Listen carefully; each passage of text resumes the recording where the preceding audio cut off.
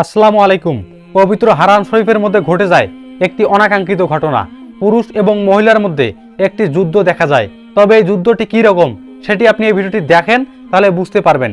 এবং ভিডিও দেখার পর আমি আপনাদেরকে এই ভিডিও সংক্রান্ত কিছু কথা বলার চেষ্টা করব ইনশাআল্লাহ।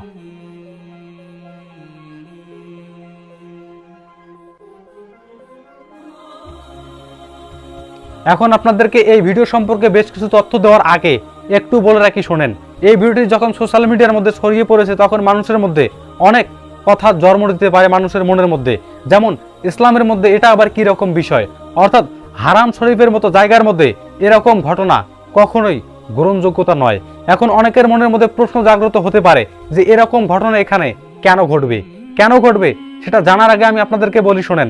সম্পূর্ণ ঘটনা আমরা যতটুকু জানতে পেরেছি সেটা হচ্ছে এই ভদ্র মহিলা ইনি এই দিক দিয়ে আসতে চেয়েছিলেন, কিন্তু সেখানে থাকা গার্ড, অর্থাৎ যে সম্মানিত যে একজন অফিসারকে দেখানো হচ্ছে, সেই অফিসার এনাকে বাধা প্রদান করে।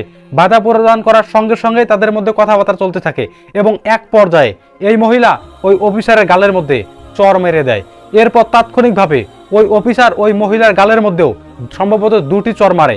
এবং এই ভিডিওটিকে এখান থেকে কাট করে সর্বত্রই বিভিন্নভাবে উপস্থাপন করা হচ্ছে এবং বিভিন্ন কন্টেন্ট ক্রিয়েটর তাদের মনের বক্তব্য উপস্থাপন করতেছে।